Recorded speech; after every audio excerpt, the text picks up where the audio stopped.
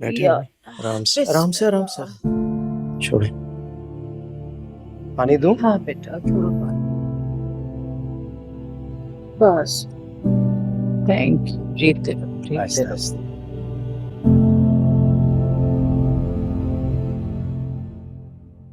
मेरे टिकट्स कहाँ हैं?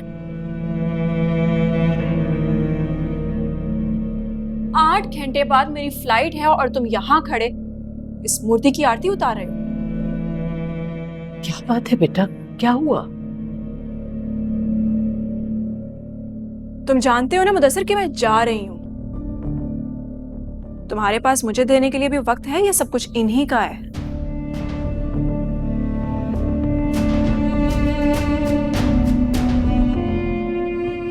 माँ आप आराम करें, मैं अभी आता हूँ। छोड़ो मुझे, मैं खुद चल सकती हूँ।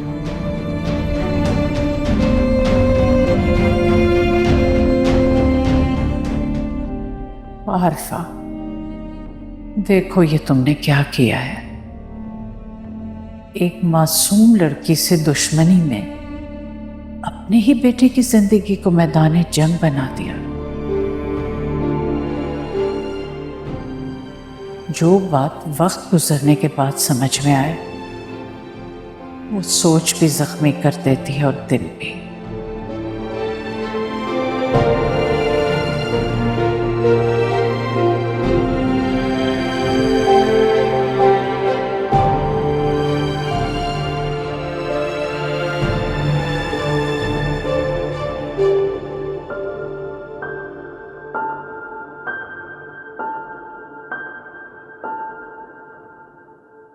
तुम भी अपनी माँ की तरह हो मुदस्सिर हसन, जालिम, बेदर्द, बेहिस।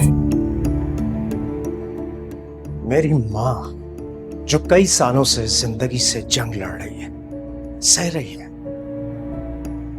उस बीमार औरत के लिए अगर तुम्हारे दिल में जरा सी भी हमदर्दी नहीं है तो फिर तुम खुद बताओ, बेदर्द और बेहिस कौन है?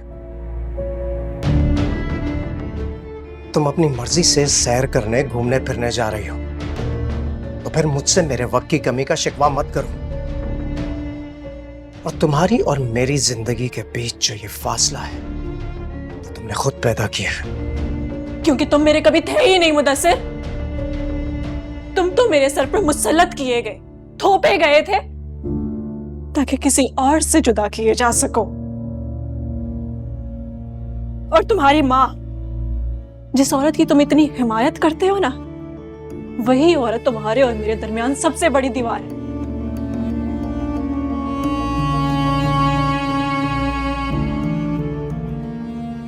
पहले दिन से लेकर अब तक तुम्हारी जिंदगी में आने का वो पहला दिन जब तुम्हारी माँ ने जिले हुमा पर यह इंकशाफ किया था कि उनका बेटा तो किसी और की जुल्फों का असीर, वो तो मुझसे शादी ही नहीं करना चाहता था। उसे मुझसे शादी करने पर सिर्फ मजबूर किया गया ताकि वो रोहा से दूर किया जा सके। बस कर दो, इन सब बातों पर अब वक्त की धूल जम चुकी है, दोहराने का कोई फायदा नहीं। बस कर दो और जाओ जाओ, तुम घूमो फिरो, एंजॉय करो, लेकिन एक बात याद रखना, तुम एक गरीब मजदूर की बेटी थी और मेरी माँ तुम्हें इस महल जैसे घर में लेकर आई। ये भी याद रखना कि उसने जिंदगी की तुम्हें हर आसाइश मुहैया की, लेकिन तुम उसकी मामूली खताएं माफ नहीं कर सकी। और यह भी याद रखना कि अपने हर दुख की जिम्मेदार तुम खुद हो, मैं या मेरी मां नहीं। बस यही हसरत रह गई मुदस्सिर, काश कि तुम अपनी माँ की हमायत में बोलने के बजाय कभी ज़ेले हुमा की मोहब्बत में बोले होते।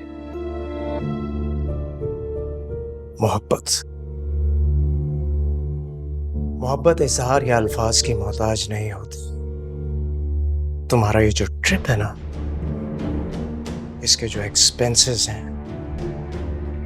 या जो फैसिलिटीज तुम्हें मयसर हैं, कभी उन पर गौर करना, फिर शायद तुम्हें अंदाजा हो कि मोहब्बत के इजहार के और भी कई तरीके हो सकते हैं।